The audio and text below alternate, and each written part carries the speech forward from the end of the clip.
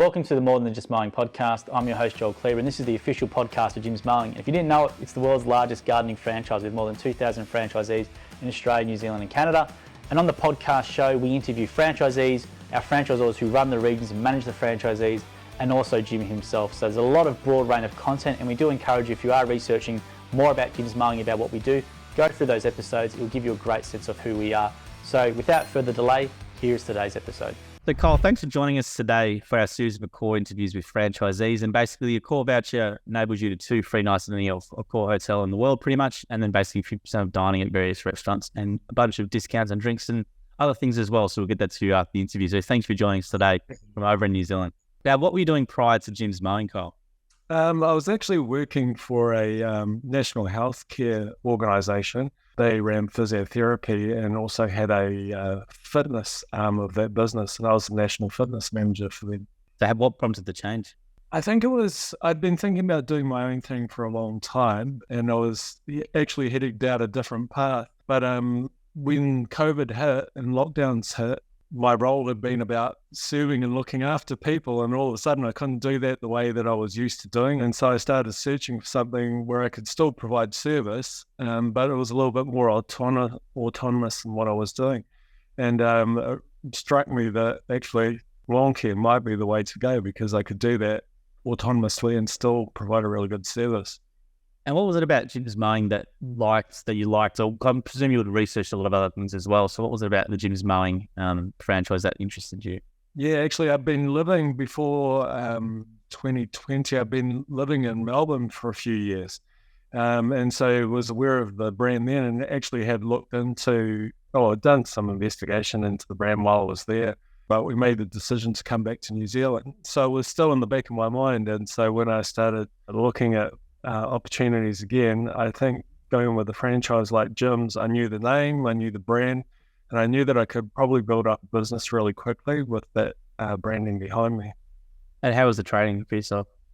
Yeah, it was really good. I was lucky enough to not only attend the online version of the franchisee training that was held in Melbourne, but I also got to work with some really good guys here in the Wellington area. So I spent a week with 2 different franchisees, and that was really good. It kind of geared me for what was coming, and also just helped me just organise what I was doing when I started by myself.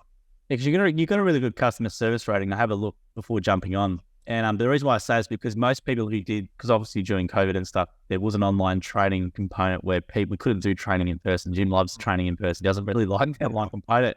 But I did find that actually the people who did the online training, the overall customer service rating on average tend to be less, because on the online thing, you've got to pay attention for 8 hours or whatever it is. It can be very, very hard. And some people just, didn't pay attention or walked or whatever it is, right?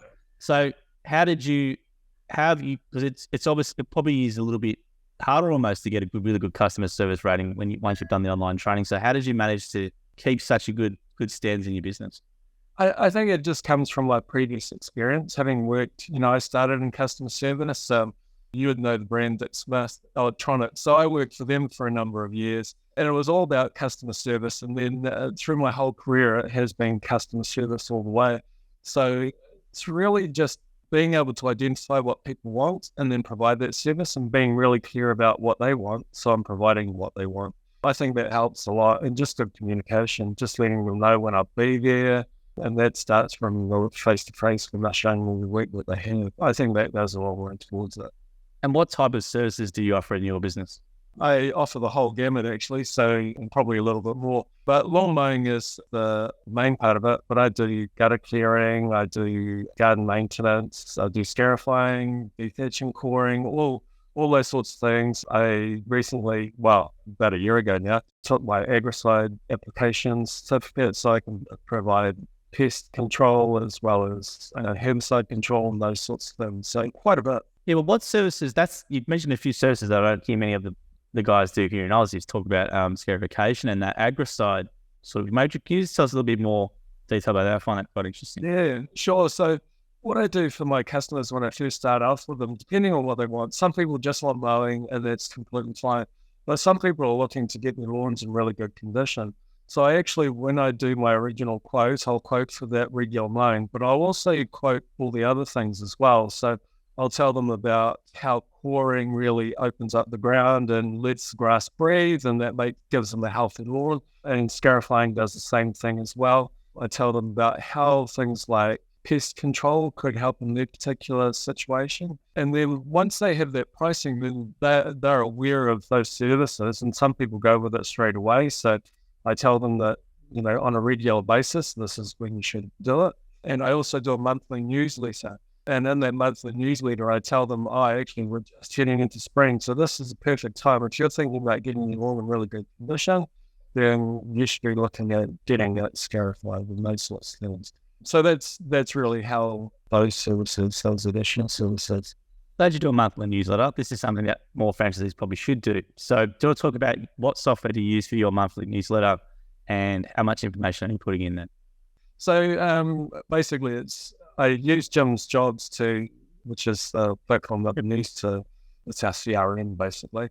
So I use that for the emailing portion of it. And basically what I have myself is I've made up a calendar for New Zealand or the conditions in my local area as to when the seasons are for particular services. And so when I'm doing my newsletter, I'll have a look. I'm doing dual newsletter, and then I will pick out the components from that calendar that I have and feed that into my newsletter. So it's a little bit manual, but that does mean that it can be a little bit more personal as well, rather than having something automated.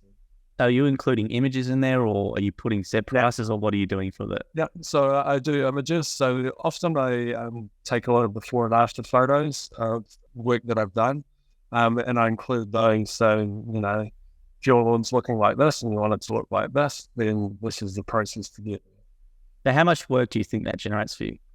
It's actually, I find that I get a lot of additional work for the clients that I have. Obviously, I'm not sending it out to clients that I don't have.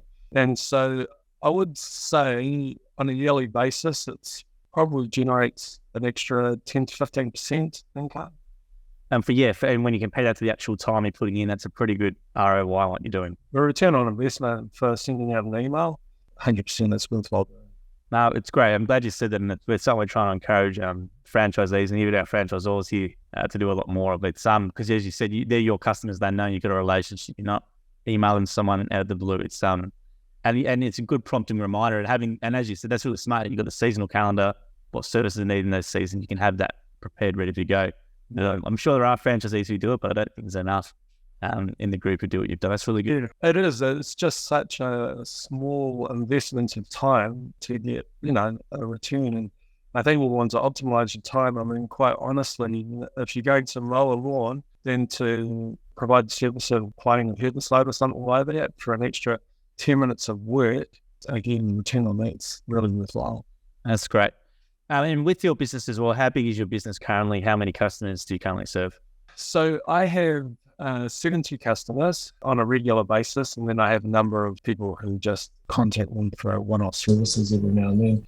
But I have to say that probably 20% of my business is made up of commercial customers. So there are a number of franchisees that will have bigger databases of mine or client bases, but those commercial properties actually, for return on visits, make up the great majority of my income. Now, have those commercial customers come from leads, or has it been something that you got on source yourself, or how have you got those customers? Yeah, so originally, my first commercial customers is my biggest one, came from my previous role as an operations manager for a local council. So I reached out to them basically. I went back through those old contacts and said, hey, I'm providing them services. I know your business, and I'm sure I can help out. And so I got, quite a good return on that. And then from there, it's just allowed me to be introduced to other commercials as well. And then when leads come through, they do come through from commercial operators, just letting them know that actually I specialize in commercial work makes them feel at ease with me being able to meet their needs. It's great. Now, how have you enjoyed the business overall? Because did you start in 2022, was it, or? It's a year and a half in, so 23, so 22, beginning of 22. Yeah, so just over a year and a half. How have you found the business? Those first 12 months is generally the hardest in business. So how have you found it? Yeah, so I think the biggest learning curve is the body adjusts to work pretty quickly. After a month, you get to going back to month, aching and we get the Epsom salts out and throw them in the bath and just recovering. But once that part of it's come, I think the hardest part probably is just trying to get your financials right. And so, just being able to balance your costs with your income, making sure that you're pricing right, and then making sure that you get to the point where you're actually paying yourself an income as well out of it. That's probably been the biggest learning curve in the first year. But having got through that first year, the projections for this year look really good. And I'm at the point now where I'm thinking about bringing on employees. I haven't intended to do that. I intended to stay as a sole trader, but actually the business is growing really well. That's great. And let's talk about quoting, because quoting tends to be a big problem for a lot of franchisees. It's not a problem, but it's something where it can trip a few people up early on and they get used to it eventually. But do you want to talk about quoting from your experience in regards to maybe some advice around that? Yeah. So when I started, I guess you have in your mind about what your time is worth. And so I would go into a property and I actually physically would talk to the client, and then I'd say to them, thank you so much. Is it all right if I just spend some time looking around, make sure I get the job right? And I would physically walk the area that I would need to line trim so that I got an idea of, well, it's going to take me this long to line trim, so it'll take me this long to mow. So my quoting process was probably a little bit slow in the beginning, but I just wanted to make sure I got it right. I got a good understanding of how long I'd be spending at properties, and so that's how I quoted. But I have found that actually my time was worth more than when I first started in terms of what I thought. So that's changed as well around making sure that I was getting the costs right. But yeah, quoting, I would always say to people, if you're doing quoting, they just walk in and the client points out everything and you just go, I kind of think that's going to be this much. Just taking the time to say, hey, that's fantastic. Is it all right if I look around? And spend some time really getting together the numbers so that you can go back to them and provide them with a quote. And the good thing about using Jim's Jobs is being able to quote straight off the app as well. So I would wander around and I'd just pop in some notes as I was going around. And as I said to you, I'd also put in those extras. They actually could do with some weed spraying or things like that as well. And then I'd finish up, knock on the door and just say, just emailed that quote to you. This is what it's worth. When I was starting, I had time on my hands, so I'd just say to them, are you happy with that? Would you like me to take care of the money now? Otherwise, I would just say to them, you've got the details here. I'll follow up with you in a couple of days to see where you're at. Yeah, it's a good bit of simple advice. Is literally, as you said, walking the property up and down and then doing the calculation in your head. I haven't heard anyone tell me that. Yeah, but that's a really good way to look at it. You're right. Some people get there really keen and just sort of want to do it as quick as possible. But yeah, as you said, taking that time to do that and going through your head and walking it and doing your calculations and adding those extras in, it might take you longer there, but that ROI in regards to adding those extras that you might not have got is going to be far more beneficial for you.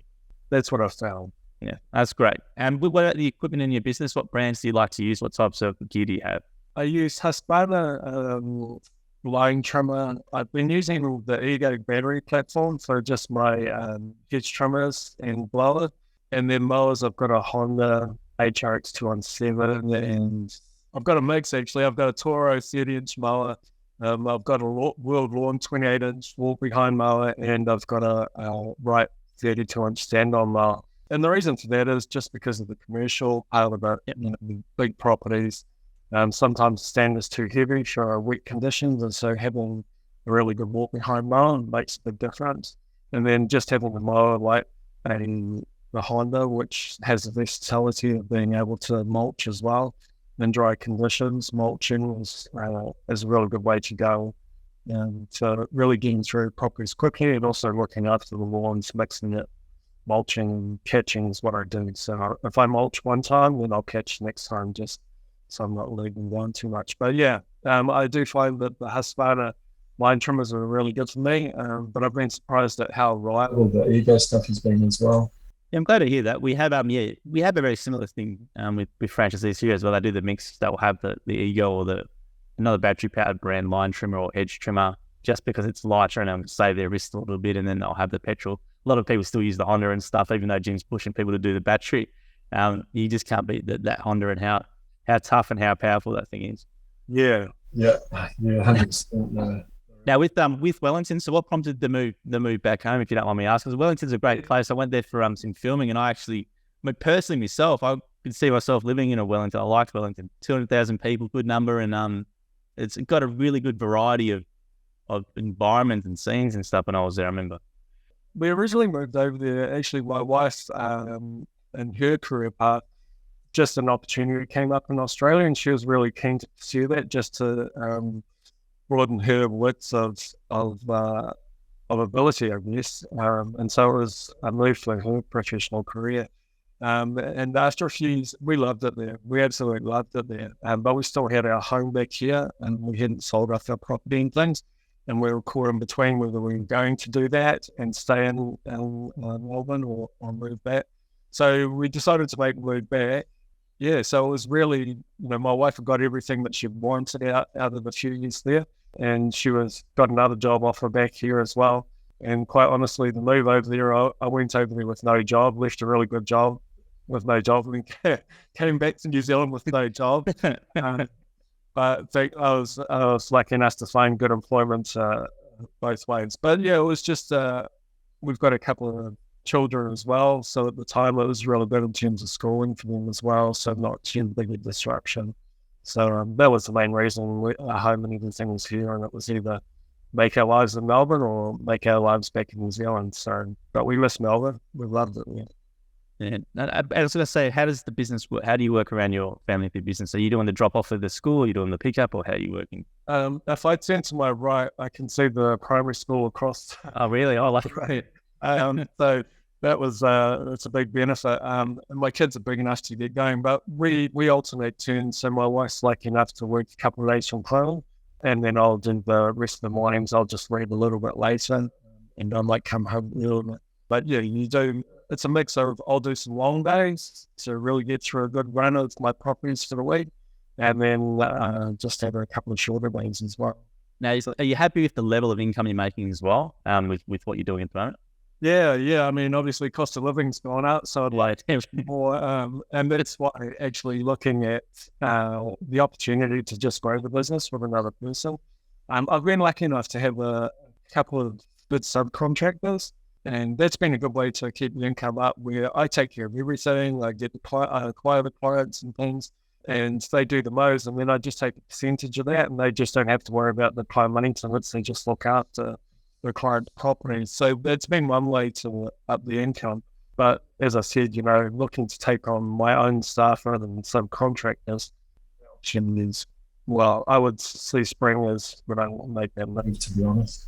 Yeah, I couldn't believe how expensive the property was there as well. Like, I knew New Zealand was expensive as well, but in Wellington, I couldn't believe it. I remember I was talking to some franchisees over there, and the prices were comparable to back here. I just couldn't. Yeah, it's a very expensive place as well. So I feel for you. Yeah.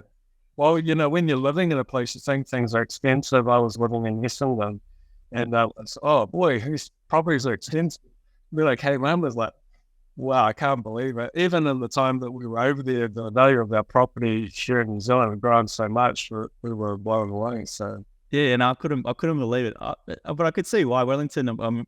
I didn't realize how much of a nice place it was. Like, it's got a little bit of everything. Like, it had a nice the wharf area there and all that sort of stuff, and it has really nice the government buildings and stuff, that sort of vibe there, and then really, really clean city, and then you got the tram car and stuff up to there. It's a really nice view. Like, it's a really, really nice part of the world, so you can't go wrong going between Melbourne or Wellington.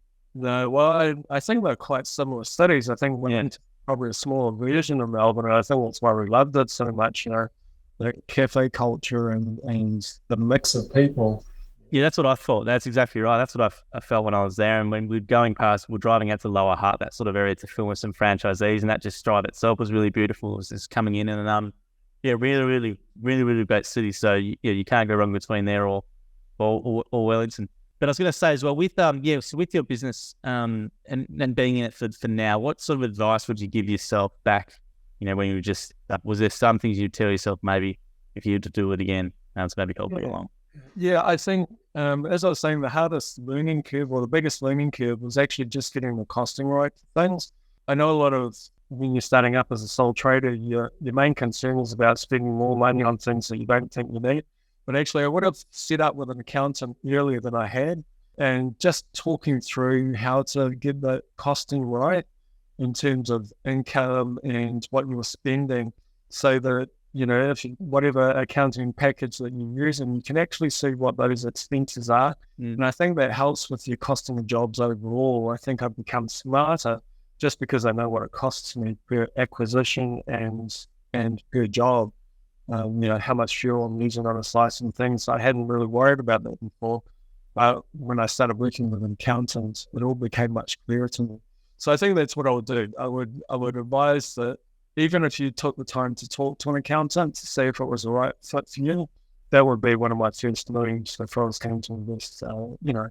You're essentially investing yourself and your money into a new business. So why not get really good advice? It's a great bit of advice, Kyle, because we have people keeping in Australia, and then they always tell me that the person will start for 6 months, and then after 6 months they'll come to them, and then it's a lot more work for them as opposed to just doing it right from the start, and it's like a cup of coffee a day in terms of the cost. So that's a really good bit of advice, and a lot of people do try to do it themselves, but as you said, you've got so many things you've got to try and manage. You're new, you're doing customers, you've got to worry about equipment breaking down or something like that, and then you've got the financial side of it. That's something where you're just paying to sort of get out of the way. Even silly things like using subcontractors. Some people say, "Oh, I'll just pay them some cash or whatever to get the job done," right? But actually, if you're set up properly, having subcontractors on your books, and even if they were doing the job, you priced at $250, and they said, "No, I'd only do it for $250." Think, "Oh, you're not making any money out of it." But actually, there's a claim on expenses there as well, so that offsets each cost. So being able to run things through the books with somebody who can guide you really makes a difference to the income of the business, the profitability of the business. Absolutely, and you can't expect yourself to know everything. You've got to take on everything as a new business owner, and you just can't know everything, and then it can lead to a lot of pressure, and some people might get a bit, almost pride and use their pride so much in a way, I should know this stuff, and there's nothing wrong with asking for help, and I think that's a really good bit of advice there as well. I'll leave you there, Kyle, in regards to this. So thank you for joining us today as well. We'll get this a call voucher to you and you and the wife. Have a couple of nights at any Newport hotel. I'm sure there's some nice stuff there, or if you go travel, you'll be able to use it. It's worth around $600, $700. So that's our gift from us to you. And it's great to hear someone who's done the online training do so well in customer service and enjoying it. It's really great to hear. So thank you. No worries, Kyle. Thanks, mate. No worries. See you, mate. Thank you for listening to the episode of the More Than Just Mowing podcast by Jim's Mowing. If you do need help with your local gardening expert, please give us a call at 131 546 for Australia, 0800 454 654 for New Zealand, or head to jimsmowing.com.au or jimsmowing.co.nz. If you liked what you heard, please make sure to leave us a review as well, wherever you consume your podcast. We appreciate your support. And until next episode, we hope you have a great week.